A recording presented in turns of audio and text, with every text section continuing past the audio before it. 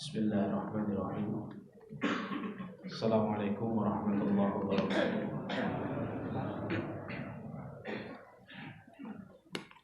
Innal hamdalillah wassalatu wassalamu ala Rasulillah wa ala alihi wa ashabihi wa man wala. Asyhadu an la ilaha illallah wahdahu la syarika lah, asyhadu anna Muhammadan abduhu wa rasuluhu la nabiyya wa la rasula ba'dahu. Allahumma la sahla illa ma ja'altahu sahla wa anta in syi'ta taj'alul hazana sahla. Rabbi shrah li sadri wa yassir li amri wahlul 'uqdatam min lisani yafqahu qawli. Allahumma la taj'al musibatana fi dinina wa la taj'alid dunya akbara hammina wa la mablagha ilmina. Allahumma 'allimna ma yanfa'una wanfa'na bima 'allamtana wa zidna 'ilma wa jannibna ma yadurruna fi dinina wa dunyana ya arhamar rahimin. Ya hayyu ya qayyum bi rahmatika nastaghith aslih lana syu'unana kullaha wa la takilna ila anfusina tarfata 'ainin ma ba'du. Ma'asyiral muslimin wal muslimat, hadirin wal hadirat, Bapak Ibu, saudara-saudari, sholihin sholihat yang dimuliakan Allah. Alhamdulillah, kita bersyukur kepada Allah Subhanahu wa taala. Pada malam hari ini Allah memperkenankan kita kembali hadir salah satu majlis di antara majlis ilmu, taman di antara taman surga Allah Subhanahu wa taala, tempat Allah mencurah-curahkan rahmatnya, menaungkan sayap-sayap malaikatnya, memasukkan as-sakinah ke dalam hati kita, dan tempat Allah menyebut nama-nama kita dengan bangga di hadapan makhluk-makhluk mulia yang ada di sisinya. Semoga Allah menerima amalan kita pada malam hari ini, dan semoga ilmu yang kita bahas dan kita pelajari menjadi ilmu yang bermanfaat di dunia wal akhirah. Amin, Allahumma amin. Salawat dan salam semoga senantiasa tercurah limpahkan untuk Nabiullah Muhammad sallallahu alaihi wasallam, para keluarga, para sahabat, para tabi'in, tabi'ut tabi'in, dan orang-orang yang senantiasa istiqamah di atas jalan kebenaran. Bapak Ibu, saudara-saudari, sholihin sholihat yang dimuliakan Allah, mari kita lanjutkan bab ke-8 dari kitab Riyadhus Shalihin, yaitu babul istiqamah. Kemarin telah kita bahas beberapa kaidah penting dalam istiqamah. Jika tidak keliru, kita sampai pada kaidah keempat. Kali ini kita masuk pada kaidah kelima dari kaidah-kaidah penting istiqamah yang berjumlah 10. Kita masuk bab yang atau kaidah yang kelima. Kata para ulama, al-istiqamatul matlubatu minal abdi hiya as-sadatu wal muqarabatu. Al-istiqamatu al-matlubatu minal abdi hiya as-sadadu wal muqarabah. Istiqamah yang diminta oleh Allah dari seorang hamba harus memenuhi dua syarat, as-sadad wal muqarabah. As-sadad diartikan oleh para ulama terus menerus, al-muqarabah sekuat kemampuan. Jadi istiqamah itu harus memenuhi dua hal. Istiqamah itu dikatakan istiqamah jika memenuhi dua hal. Satu, terus menerus. Dua, sekuat kemampuan. Apabila satu di antara keduanya hilang, maka belum disebut sebagai istiqomah yang sebenarnya. Karena istiqomah itu selain terus menerus, harus sekuat kemampuan, atau dengan kata lain semaksimal mungkin, ala qadri al-mustata', sesuai dengan kemampuan maksimum kita. Itu istiqomah. Artinya jika baru sekedar terus menerus, maka belum disebut sebagai istiqomah. Anda orang kaya raya, penghasilan 1 bulan 120 juta. Kemudian Anda merasa sudah istiqomah sedekah 5.000 rupiah sehari. penghasilan 120 juta. Saya alhamdulillah sudah istiqomah sedekah. Berapa? 5.000 sehari. Ya, ini belum disebut istiqomah yang sebenarnya. Karena unsur yang kedua, sekuat kemampuannya belum dipenuhi. Paham ya? Begitu juga sebaliknya. Istiqomah itu tidak disebut istiqomah kalau baru unsur kedua saja yang terpenuhi. Unsur kedua apa? Sekuat kemampuan. Anda ikut pengajian Senin malam. Kita ikut pengajian Senin malam di Nurul Huda. Ustadz mengangkat tema fadilah sholat tahajud, keutamaan sholat tahajud. Ya, Ustadz kita menyebutkan apa saja fadilahnya, apa saja keutamaannya, bagaimana caranya, tips-tipsnya agar bangun malam. Kemudian malam itu juga langsung kita praktekkan. Sholat tahajud terakhir tanggal 29 Ramadan, beberapa bulan yang lalu. Dapat materi fadilah sholat tahajud, malam harinya langsung tahajud 23 rakaat. Mampu, kuat. Tapi hanya sekali itu. Besok-besok libur dulu lah, kan sudah 23. Teman saya satu hari cuma 2 rakaat. Saya sudah 23. Berarti saya libur dulu 10 hari. Karena sudah nabung 2 kali 10. Nah, ini tidak dinamakan istiqomah. Istiqomah itu harus terus menerus dan sekuat kemampuan. Jadi bukan terus menerus di zona nyaman, tapi harus dimaksimalkan sekuat kemampuan dulu. Baru kalau tidak mampu dikurangi sedikit. Ya. Ada seorang ulama usul fiqh bernama Dr. Abdullah Azzam rahimahullahu taala. Seorang ulama Palestina yang ikut dalam beberapa kancah jihad seperti di Afghanistan dan juga di Palestina. Beliau meninggal dalam keadaan syahid, terbunuh oleh serangan musuh. Padahal beliau seorang ulama yang terkenal. Beliau dalam kitabnya Tarbiyah Jihadiyah mengatakan yang dimaksud sekuat kemampuan, fattaqullaha mastata'tum. Bertakwalah kepada Allah sesuai dengan kemampuanmu. Sekuat kemampuanmu itu bukan ketika panglima perangmu memerintahkan dirimu untuk lari mengelilingi lapangan kota barat dengan berkata, kelilinglah 1 kali putaran dengan membawa batu bata sekuat kemampuanmu. Kemudian kamu membawa batu bata 3 buah. Kemudian kamu berkata sambil keliling lapangan, ini sekuat kemampuanku. Kemudian lari sekali.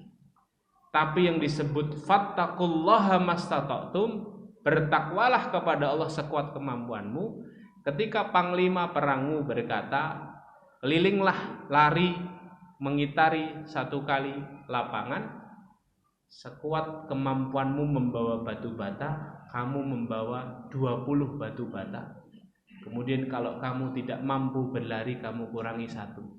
19 masih belum bisa bergerak, dikurangi 1. 18 baru bisa melangkah 1 langkah, dikurangi 1, dikurangi 1, dikurangi 1, sampai ternyata bisa lari di angka 12 batu bata. Disitulah sekuat kemampuan. Jadi sekuat kemampuanmu itu gaspol dulu, baru setelah itu apa? Dikurangi sesuai kemampuan kita. Standarnya standar teratas, bukan standar ternyaman. Ya. Ini sesuai dengan hadis yang disebutkan oleh Imam An-Nawawi dalam kitab ini, di hadis yang terakhir itu, di mana Rasul kita sallallahu alaihi wasallam bersabda, qaribu wasaddidu. Wa'lamu annahu lan yanjua ahadum minkum bi'amali. Qaribu itu beramallah sekuat kemampuan. Kalau di artian di sini bersedang-sedanglah. Maksudnya ya beramal itu harus sekuat kemampuan kita. Wasaddidu, dan terus-meneruslah beramal. Wa'lamu annahu lan yanjua ahadun minkum bi'amali. Dan ketahuilah seorang di antara kalian tidak akan selamat karena amalannya, kata Rasulullah. Seorang itu tidak akan selamat masuk surga, bebas dari neraka karena sebab amalannya. Para sahabat bingung bertanya, loh kita disuruh beramal kok masuk surga bukan karena amalan. Akhirnya sahabat tanya, wala anta ya Rasulullah, berarti engkau juga ya Rasulullah masuk surga bukan karena amalanmu ya Rasulullah. Maka kemudian Rasulullah mengatakan, wala ana, aku juga, illa ayyata ghammadani Allahu birahmatin minhu wa fadlin, kecuali Allah menyelimutiku dengan rahmatnya dan karunia darinya. Apa maksud hadis ini? Hadis ini ingin menjelaskan bahwa seorang itu diizinkan Allah selamat masuk surga itu bukan karena apa? Amalan, tapi karena rahmatnya Allah. Sebanyak apapun amalannya, sebesar apapun amalannya, kalau tidak mengandung rahmatnya Allah tidak bisa masuk surga. Jadi bukan soal banyak atau sedikit amalan. Tapi lihat ayatnya, alladzi khalaqal mauta wal hayata liyabluwakum ayyukum ahsanu amalan, bukan aktsaru amalan. Untuk mengujimu siapa di antaramu yang paling baik amalannya, bukan yang paling banyak rakaat salatnya, bukan yang paling banyak absensi ngaji senenannya, bukan yang paling besar sedekahnya, tapi yang paling baik amalannya menurut Allah, yang mengandung rahmatnya Allah, yang membuat Allah ridho kepadanya, yang membuat Allah cinta kepada hamba ini dengan amalannya. Jadi ketika sahabat tanya, loh ya Rasulullah, kami masuk surga, kita masuk surga berarti bukan karena amalan kita ya Rasulullah, kamu juga ya Rasulullah. Iya, saya masuk surga bukan karena amalan, tapi karena Allah menyelimutiku dengan rahmatnya. Berarti asbab seseorang dimasukkan surga itu karena apa? Karena amalan. Karena amalan apa karena rahmat? Karena rahmat, ya. Kalau karena amalan, kita beramal berapa tahun? Kalau usia kita 60 tahun, apa iya kita percaya diri mengatakan, ya Allah, saya beramal 50 tahun non-stop? Apa iya, Hadir? Berani nggak bilang gitu? Nggak berani ya. Wong 60 tahun itu 20 tahunnya tidur gitu. Iya kan? Sepertiga umur kita, ya minimal 1/4 umur kita itu untuk tidur. Satu hari kita tidur berapa jam? Kalau 8 jam berarti 1/3. 8/24 kan 1/3 ya? Kalau 6 jam berarti 1/4. Kalau dikasih 60 tahun, 1/3-nya itu 20 tahun. Ya. Kalau 1/4 15 tahun. Tidak berani kita bilang, ya Allah, saya beramal solih untukmu 40 tahun ya Allah. 40 tahun sisanya ini kan habis buat mikir dunia kita. Habis untuk mengkhawatirkan dunia. Ibadahnya tidak sampai segitu. Kalau seandainya usia kita 60 tahun, kita ibadahnya 30 tahun misalnya, setengahnya untuk ibadah. Harusnya kalau masuk surga itu karena amalan, masuk surganya juga harusnya 30 tahun saja kan.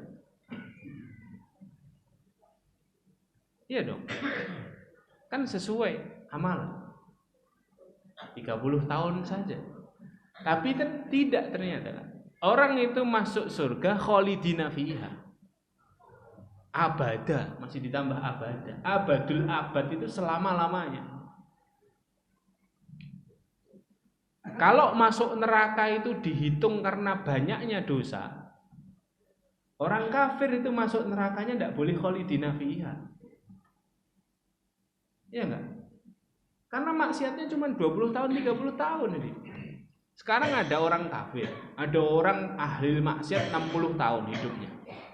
Apa iya dia maksiatnya 60 tahun? Kan enggak. Masih ada masa kanak-kanaknya sampai masa baliknya 15 tahun. Masih ada tidurnya. Masih ada amalan-amalan mubahnya. Tapi kemudian ketika dia kafir kepada Allah, misalnya dihitung utuh 60 tahun, harusnya masuk nerakanya 60 tahun. Kalau masuk neraka itu asbabnya adalah banyaknya dosa, banyaknya amalan. Tapi tidak, masuk neraka itu karena Allah murka kepadanya. Sebagaimana Allah masukkan seorang hamba ke dalam surga karena Allah ridho dan merahmatinya. Pertanyaannya adalah bagaimana cara mengundang rahmatnya Allah? Jawabannya ada di awal hadis. Qaribu wasaddidu, kata Allah, kata Rasulullah. Ini untuk mengundang rahmatnya Allah. Kalau beramal itu beramallah sekuat kemampuanmu, wasaddidu, dan terus meneruslah dalam beramal. Kunci agar amalan kita mengundang dan mengandung rahmatnya Allah itu dua ini. Makanya kaidahnya berbunyi al-istiqamatul matlubatu minal abdi hiyas sadadu wal muqarabah. Istiqamah yang diminta oleh Allah dari seorang hamba adalah yang memenuhi dua unsur ini. Terus menerus, sustainable,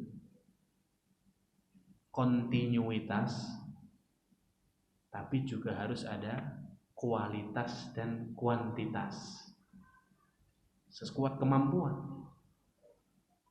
Jadi ternyata amalan itu bukan hanya soal kualitas dan kuantitas saja, tapi juga soal kontinuitas, keberlangsungannya.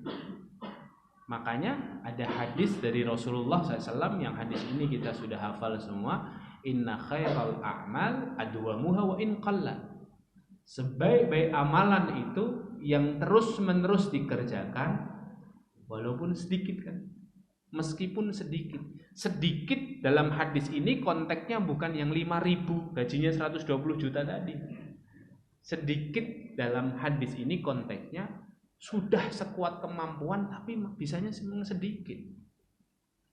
Tapi sudah pol. Nah, itu sedikitnya begitu konteksnya.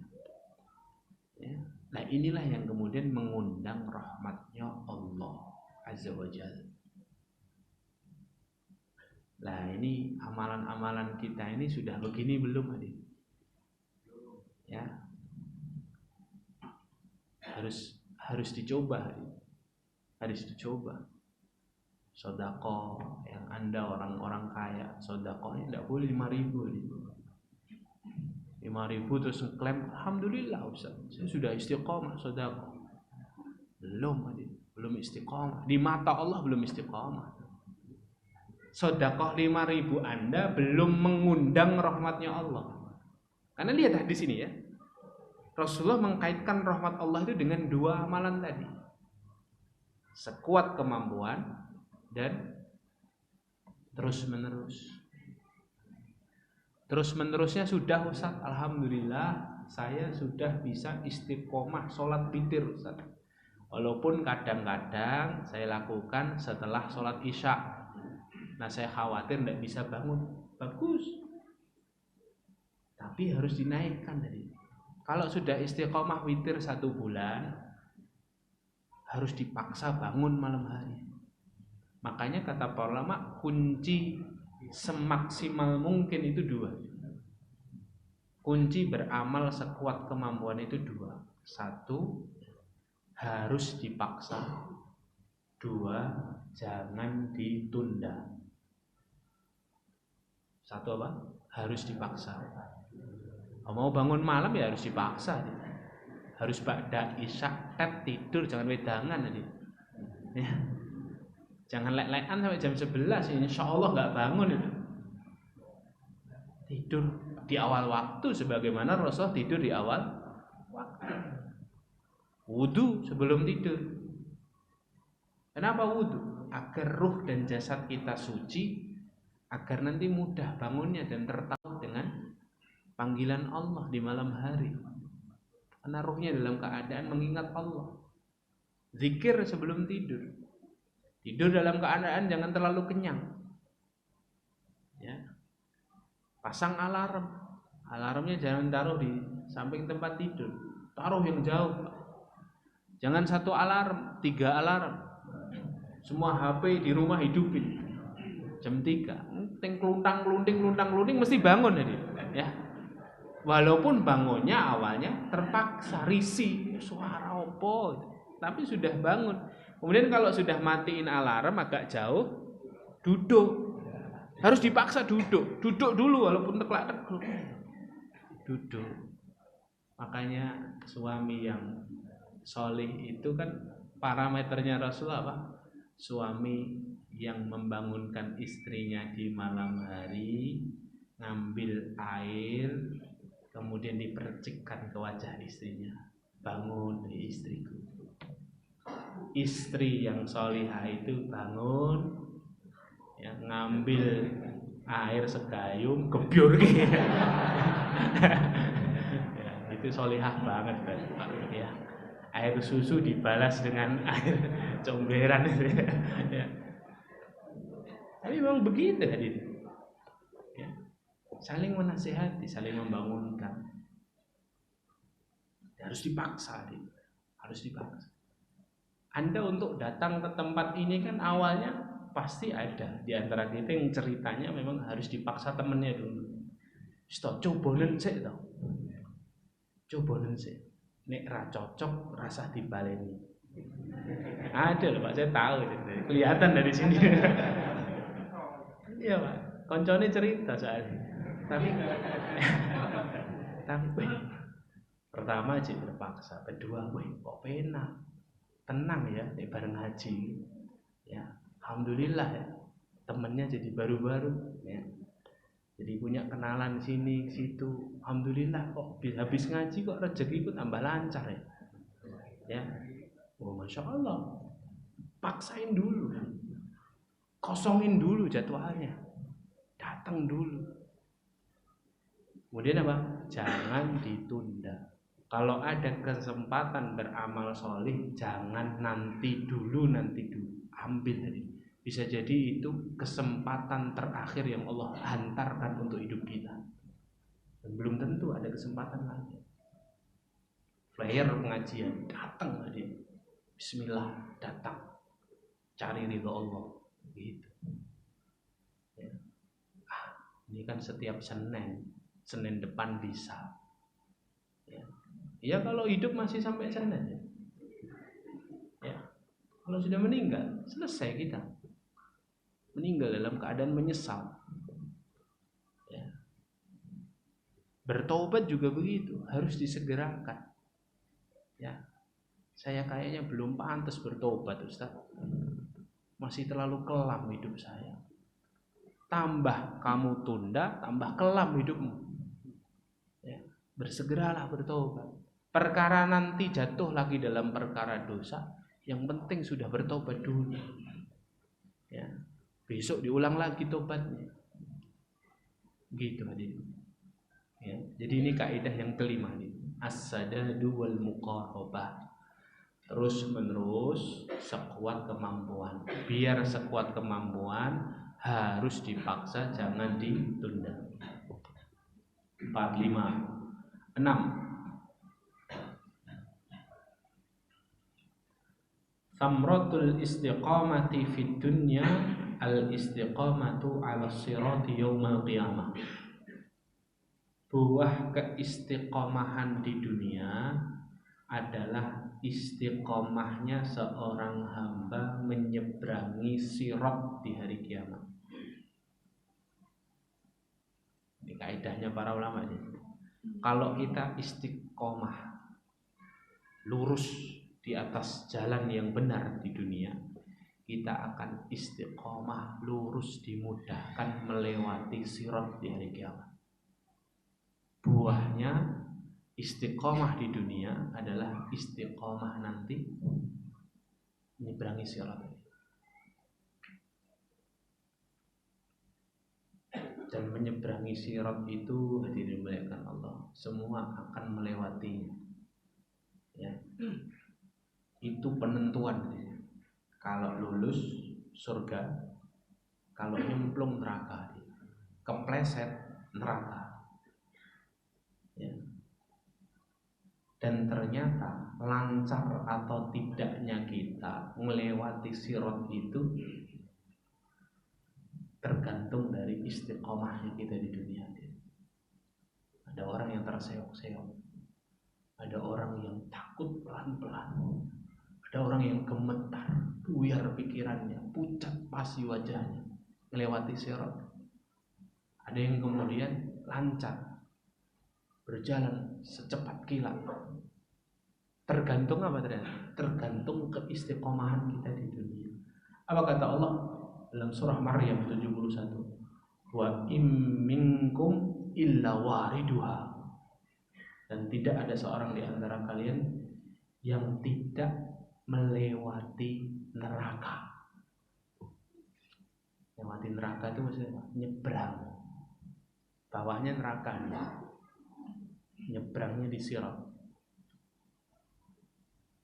Apa maksud kaidah ke-6 ini, Ustaz?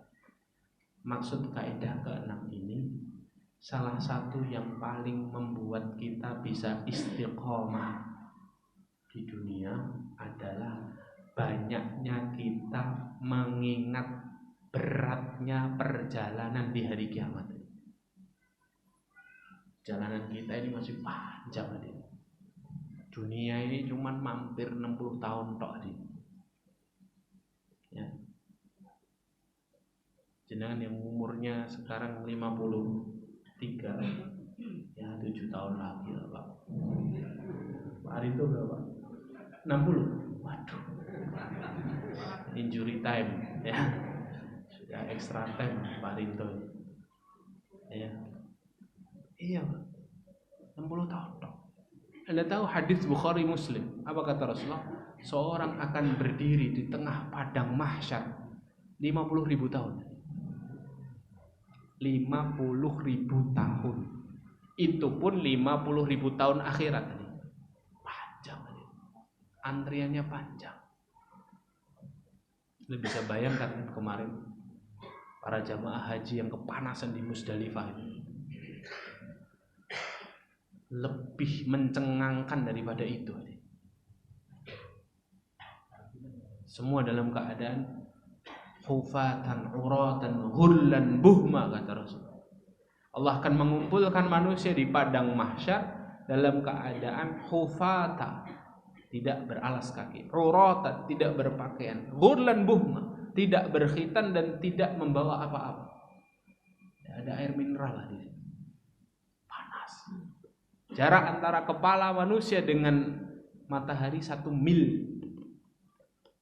Para ulama berbeda pendapat apa maksud 1 mil. Sebagian mengatakan 1 mil itu adalah 1 mil satuan jarak 1, sekian kilo. Sebagian mengatakan 1 mil, mil itu bahasa Arabnya pulas celak. Pulas celaknya ibu-ibu itu loh. Segini tok sih.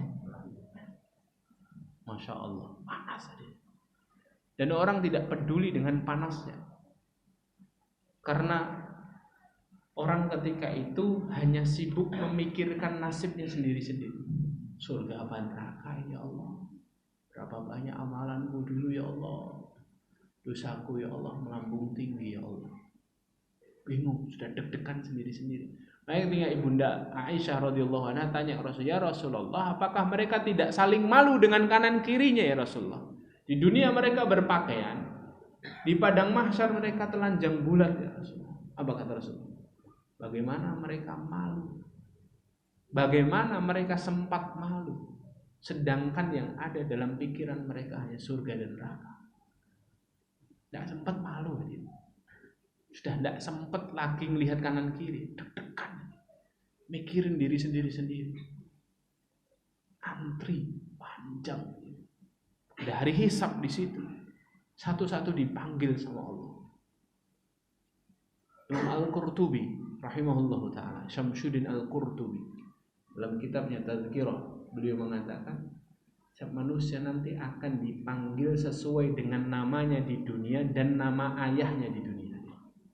Fulan bin Fulan, maju ke depan kata Allah. Dan para malaikat pembantu Allah akan dengan sigap mencari siapa Fulan bin Fulan yang dipanggil Allah tapi pura-pura sembunyi. Nama mungkin bisa sama, nama orang tua mungkin bisa sama, tapi para malaikat tahu siapa yang dimaksudkan Allah. Ditangkap Fulan bin Fulan. Dan akan datang giliran kita, dibawa ke depan di hadapan manusia semuanya, mulai ditahkim sama Allah, dihisab satu-satu, detail tanpa ada kezaliman. La dzulmal yaum kata Allah. Tidak ada kezaliman hari itu. Semuanya berlaku keadilan. Kezaliman diwujudkan Allah dalam bentuk seekor domba dan disembelih Allah hari itu. Tidak ada kezaliman lagi. Akhirnya ditanya Fulan bin Fulan, Fulan bin Fulan, betul namamu Fulan bin Fulan? Betul ya Allah. Madza fa'alt? Apa yang kamu lakukan selama di dunia? Sebutkan. Urusan sholat dulu ditanya. Urusan sholat ini parameter. Gimana sholatmu kata Allah? Dihitung sama Allah. Idza shaluhat shaluhal amalu kullu. Kalau sholatnya benar, amalannya yang lain mesti benar, kata Rasulullah. Fa idza fasadat fasadal amalu kullu. Kalau sholatnya rusak, yang lainnya rusak. Tapi Allah Maha Adil, tidak hanya sholat yang dihitung. Sholat sudah selesai, ditanya amalan-amalan. Disuruh bersaksi dirinya. Coba sekarang kamu bersaksi. Apa saja yang kamu lakukan selama di dunia? Kata Fulan bin Fulan ini, ya Allah, saya ya Allah beramal soleh terus ya Allah. Ngaji Senin tidak pernah absen ya Allah. Sedekah 5.000 rupiah setiap hari ya Allah. Dan gajinya 120 juta. Ya. Tidak apa-apa, amalan soleh. Amalan soleh disebutkan semua. Allah tanya, apa saja maksiat yang kamu lakukan? Dia jawab, saya pernah maksiat ya Allah, tapi uzur ya Allah, terpaksa ya Allah. Saya punya alasan ya Allah, disebutkan alasan. Saya pernah tidak sholat subuh ya Allah, karena lembur malam ya Allah untuk anak dan istri saya. Banyak alasan, memberikan uzur-uzurnya. Sampai Allah katakan kan di dalam surah apa itu? Surah Al-Qiyamah ya. Ayat 14, balil insanu ala nafsihi basira. Hari itu manusia bersaksi atas dirinya sendiri. Walau alqa ma'adzira, walaupun mereka banyak alasan, banyak menyebutkan uzur-uzur. Sampai akhirnya Allah bosan dengan alasan-alasan ini, Allah bungkam mulutnya. Mulutnya dibungkam. Surah Yasin ayat 65. Al-yawma nakhtimu ala afwahihim. Hari itu kami bungkam mulutnya. Wa tukallimuna aydihim wa tashhadu arjuluhum. Tangan dan kakinya kami minta untuk bersaksi, berbicara. Mungkin sebagian kita ada yang bilang, masa tangan bisa ngomong? Oh, mudah bagi Allah jadikan tangan ngomong. Sebagaimana mudah bagi Allah menjadikan seorang bayi yang tidak bisa berkata apa-apa menjadi bisa berkata apa-apa. Bayi lahir cengar itu kan tidak bisa ngapa-ngapa kecuali nangis. lambat tahun, hari demi hari, sudah bisa manggil ibunya, bisa manggil ayahnya, bisa nyebutkan benda ini, bisa pinter berbicara. Sama, mudah bagi Allah jadikan tangan dan kaki berbicara. Ditanya tangan dan kaki. Dan para ulama tafsir mengatakan tidak hanya tangan dan kaki, tapi semua anggota tubuh. Tangan dan kaki dalam surah Yasin ini mewakili kebanyakan dosa. Karena kebanyakan dosa itu yang melakukanlah tangan dan kaki. Ditanya apa benar persaksian si fulan tadi? Bohong, wahai Allah. Tanganku, aku ini ya Allah, tangannya. Aku ini adalah tangannya. Aku digunakan untuk si fulan untuk zalim ya Allah. Untuk merampas hak orang lain, untuk memakan harta yang bukan hak saya. Tidak amanah ya Allah. Kaki berkata, ya Allah, aku digunakan si fulan untuk berpaling dari panggilanmu ya Allah.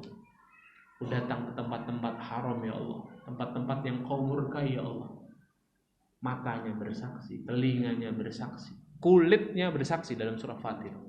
Kulit bersaksi. Semua bersaksi, selesai.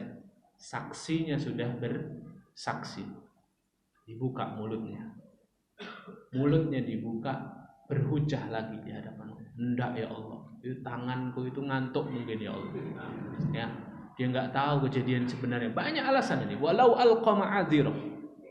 Sampai akhirnya Allah Maha Adil. Anggota tubuh sudah bersaksi. Lah kok ternyata banyak alasan lisannya. Allah panggilkan saksi yang lain. Tidak tahu siapa saksi berikutnya ini. Saksi berikutnya adalah bumi tempat kita berbicara. Surah Al-Zalzalah ayat 4. Yauma idzin tuhaddisu akhbaraha. Hari itu kami minta bumi untuk menceritakan informasinya. Bumi didatangkan sama Allah. Hai bumi, kau kenal fulan bin fulan ini? Kenal ya Allah. Aku tahu persis di mana rumahnya. Dia ya Allah tinggal di jalan ini, nomor ini, komplek ini, desa ini, kecamatan ini, kota ini, provinsi ini, negara ini ya Allah. Aku tahu betul apa yang dia lakukan. Apa informasi yang kau punya? Disebutkan detail tadi. Tanggal sekian, bulan sekian, tahun sekian ya Allah, jam sekian, sekian, sekian, dia sendirian di rumah ya Allah. Dia bermaksiat kepadamu ya Allah. Terus disebutkan, amalan soleh ya disebutkan, dosa ya disebutkan. Sampai Imam Al-Qurtubi itu menyebutkan dalam kalimat beliau, kalau bumi sudah didatangkan sebagai saksi ahli, tidak ada tempat yang aman di muka bumi ini yang aman untuk kita bermaksiat kepada Allah. Ada enggak nih? Jenengan nampak bumi semua lah. Enggak ada yang gentayangan kan ada. Nampak semua. Bumi bersaksi. Bumi bersaksi. Habis kita. Berantakan semua skenario kita. Yang kita sembunyikan nampak. Yang kita tutup-tutupi dibuka. Dibuka, dibongkar habis aja. Cukup, belum cukup. Saksi yang ketiga dihadirkan sama Allah. Saksi yang ketiga siapa? Rasulullah Sallallahu Alaihi Wasallam. Imam Al-Qurtubi ketika bahas tentang Rasulullah ini hadir. Kalau Anda baca kitabnya itu Anda bisa meneteskan air mata. Kenapa? Karena ini yang didatangkan Rasulullah, sosok yang kita rindu, manusia idola kita. Orang yang kita rindu-rindukan pada perjumpaan pertama itu kita pingin disanjung, disenyumin sama Rasulullah. Lah kok ternyata Rasulullah dihadirkan oleh Allah, Rasulullah ditanya, kok ada umatmu yang begini, wahai Muhammad? Madza ujibtum? Kalimat Qur'annya kan begitu. Kalau kita buka di surah Al-Maidah 109 itu. Ya. Yauma yajma'ullahu ar-rusula. Allah mengumpulkan, mendatangkan rasul-rasul sesuai umatnya. Fayaqulu madza ujibtum? Allah berkata kepada Rasul kita, Rasulullah Muhammad SAW. Apa yang telah kau sampaikan ya Muhammad? Kok ada umatmu model begini? Kata Rasulullah, la ilma lana. Ya Allah, kami tidak tahu ya Allah. Kami sudah sampaikan semuanya ya Allah. Perkara setelah itu kami meninggal, kemudian mereka bermaksiat, la ilma lana. Kami tidak tahu ya Allah. La ilma lana. Gimana coba perasaannya Rasul hari ini? Ketemu pertama dengan kita dalam keadaan penuh dosa dan maksiat. Rasulullah itu sampai nangis gara-gara dapat ayat ini.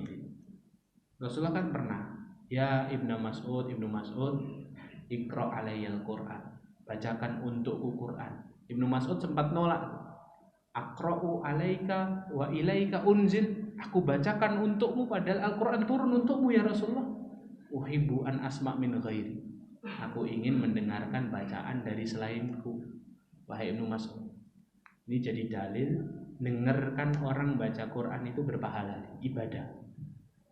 Terus Ibnu Mas'ud baca ayat sampai An-Nisa 41. Sampai sini Rasul suruh berhenti. Sudah berhenti. Nangis Rasul.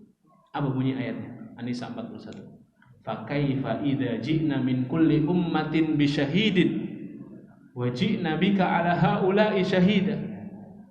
Bagaimana wahai Muhammad jika kami mendatangkan setiap umat para saksi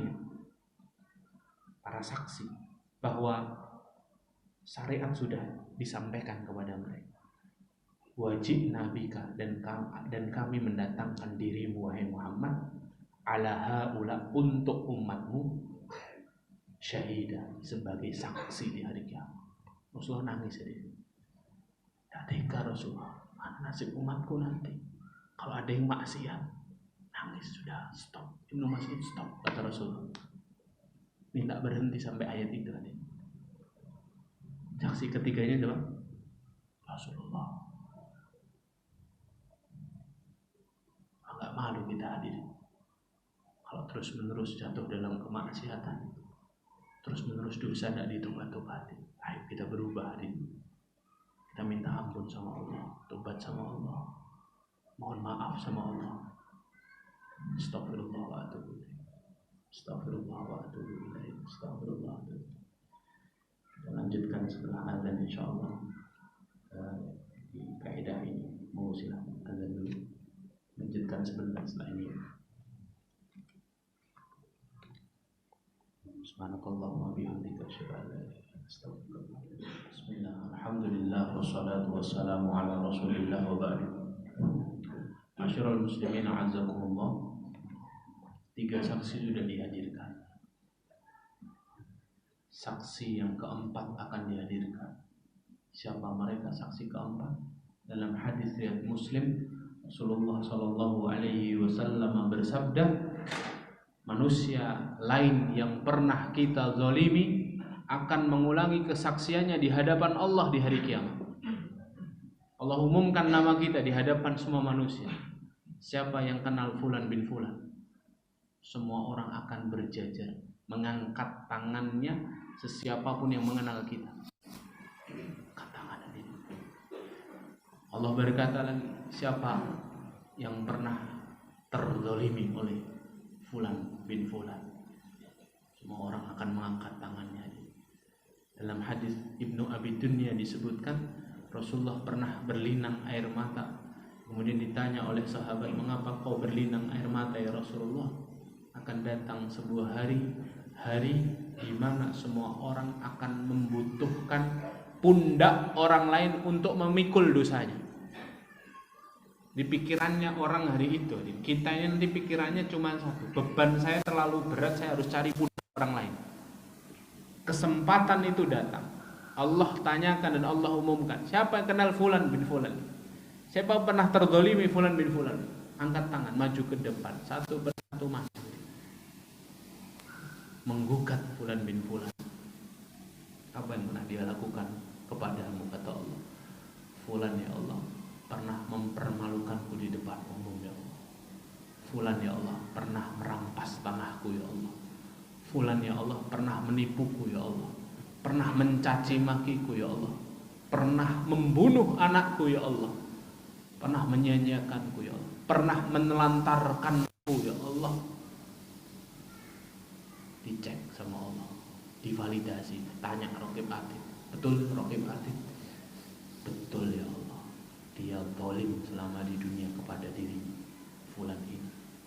Apa yang dilakukan Allah? Allah tanya kepada si fulan, orang yang terzalim, apa yang kau inginkan dari fulan?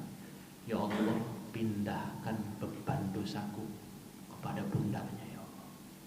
Dikabulkan sama Allah, dosanya dipindah kepada si zalim fulan bin fulan. Bagi orang yang kadar kedolimannya dahsyat. Makanya dulu zaman salafus saleh itu tidak ada orang mau jadi pemimpin aja. Karena potensi adilnya besar, potensi dolimnya lebih besar aja, pemimpin.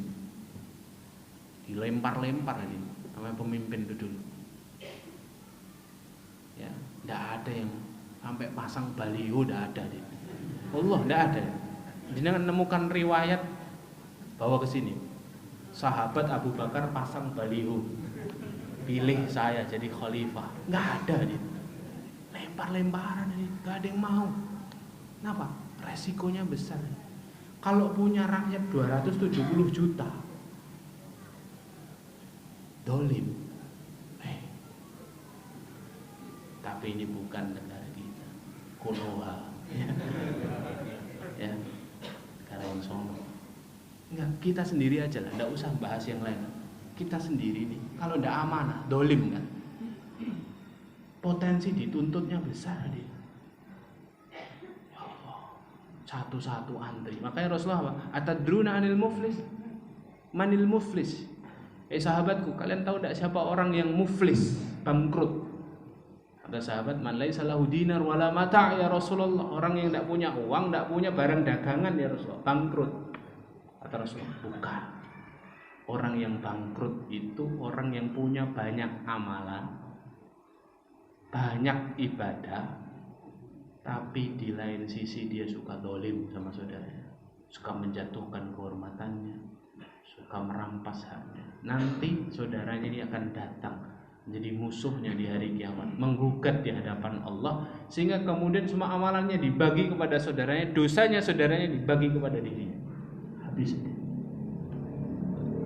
saksi keempat datang mempersulit kita. Saksi kelima, saksi puncak, saksi ahli yang kelima, saksi mahkota nih. Kalau di peradilan kan ada saksi mahkotanya. Ini saksi mahkotanya. Anda tahu siapa saksi mahkotanya? Buku catatan amal kita. Kata Allah di surah Kahfi ayat 48, wa wudi'al kitab, dan kitab catatan amal diberikan sesuai dengan namanya. Kalau Imam Al-Qurtubi punya bahasa, kitab itu diterbangkan dan akan menemui setiap pemiliknya. Sebagian ada yang memegang dengan tangan kanan, sebagian ada yang memegang dengan tangan kiri. Yang tangan kanan catatannya warnanya putih, yang tangan kiri catatan buku amalnya covernya hitam. Dan setiap kita sudah paham, yang megang dengan tangan kanan itu mesti isinya kebaikan. Nah, informasi ini sudah kita baca berkali-kali dalam Al-Quran. Yang megang tangan kiri, dari balik punggung tiba-tiba datang, dipegang tangan kiri, berarti isinya dosa dan maksiat. Yang megang pakai tangan kanan, bersyukur, alhamdulillah, tangan kanan pasti banyak baiknya. Penasaran dia buka hadis. Yang tadinya wajahnya lega, baca kalimat di halaman pertama, ternyata full dosa dan maksiat tadi. Dosamu tambah sekian, maksiatmu sama Allah, kamu berpaling, kamu ingkar, kamu tidak menepati janji, kamu dolim. Balik lagi, dosa. Yang tadi sudah lega tambah deg-degan, pucat wajahnya, buyar pikirannya. Dibaca sampai pertengahan halaman, pertengahan buku, dia baca satu paragraf. Fulan, itu semuanya dosa dan maksiat yang kau lakukan kepadaku, dan aku telah mengampuninya. Dibaca halaman berikutnya, isinya amalan sholih pahala, amalan sholih pahala, ibadah amalan sholih. Halamannya lebih tebal daripada halaman dosanya. Sampai di ujung cover kata Imam Al-Qurtubi menjelaskan, dibaca paragraf terakhirnya, fulan, ini semuanya adalah amalan sholih dan ibadah yang kau persembahkan untukku, dan aku menerimanya. Aku hadiahkan untukmu surga. Wah, lega diri. Dijemput sama malaikat, dipersilahkan dengan santun melewati sirat. Sirat yang kita bicarakan. Kira-kira sudah baca surat cintanya Allah di belakang, dan aku hadiahkan untukmu surga. Melewati sirat tenang atau deg-degan? Konsen, fokus atau buyar ini? Fokus, santuy hadirin. Lewatnya itu santai hadirin. Lulus kan? Lulus, dijamu Rasulullah di haud telaga Kautsar, dikasih minum sesegar air es, sesegar salju, semanis madu, selembut susu, kata Rasulullah SAW. Setelah minum lega dia. Setelah penantian begitu panjang, para malaikat menjemputnya, mengenakan pakaian kebesaran para penghuni surga, meletakkan mahkota di atas kepalanya. Kemudian Allah memanggilnya, ya ayyatuhan nafsul mutmainnah, irji'i ila rabbiki radiyatan mardiyah, fadkhuli fi ibadi wadkhuli jannati. Masuk kamu ke dalam surgaku. Tubuhnya ditinggikan 16 hasta, sebagaimana tingginya Nabi Adam alaihi salatu wassalam, diiring oleh para malaikat sampai pintu surga. Malaikat menyambutnya dengan kalimatnya, salamun alaikum bima sobartum. Selamat ya atas kesabaranmu di dunia. Malaikat yang lain menyambut, salamun alaikum tibtum fadkhuluha khalidin. Selamat ya kamu orang baik, masuklah ke dalam surga selama-lamanya. Masuk surga ini.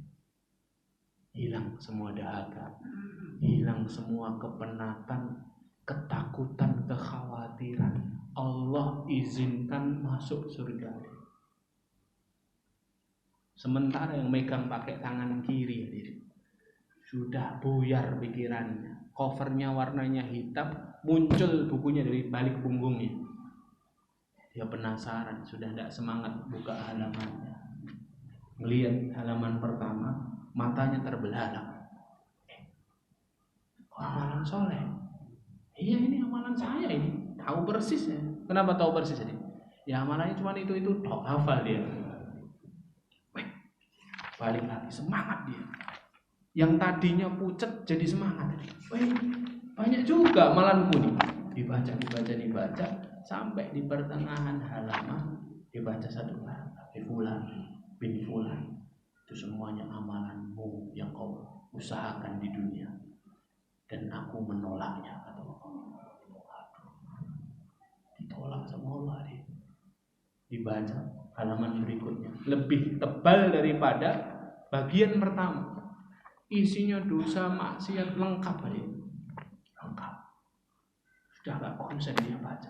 Sampai halaman terakhir, di paragraf terakhir dia baca, fulan bin fulan, lengkaplah dosamu dan maksiat kepadaku, dan aku akan melipat gandakan azabnya. Malaikat minta dia nyeberangi sirat, buyar pikirannya dia, goncang tubuhnya, pucat wajahnya.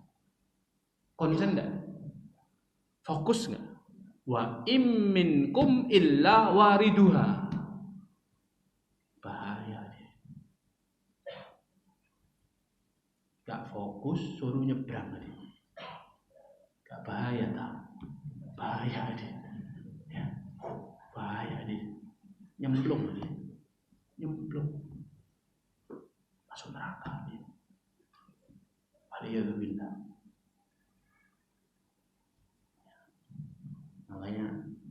masalah yang lebih besar di dalam hidup kita ini kecuali satu. Jika kita sampai di akhirat, Allah tidak izinkan kita masuk surga, masalah besar. Bagaimana biar bisa lulus melewati sirat? Istiqomah di dunia, buahnya istiqomah menyeberangi sirat di hari kiamat. Allahumma rizqna istiqomah, Allahumma rizqna tsabata wal istiqomah, Allahumma inna nas'alukal istiqomah, Allahumma ya muqallibal qulub tsabbit qulubana ala dinik, Allahumma ya musarrifal qulub sarrif qulubana ala ta'atik, Rabbana la tuzigh qulubana ba'da idh hadaytana wa hab lana min ladunka rahmah innaka antal wahhab, Allahumma inna nas'aluka husnal khatimah wa na'udzu bika min su'il khatimah, Allahumma adkhilna al-jannata ma'al abrar, Allahumma adkhilna al-jannata ma'al abrar, Allahumma qina minan nar, Allahumma qina minan nar, Allahumma qina minan nar. Subhana rabbika rabbil izzati amma yasifun wa salamun alal mursalin walhamdulillahi rabbil alamin. Subhanallah wa bihamdihi.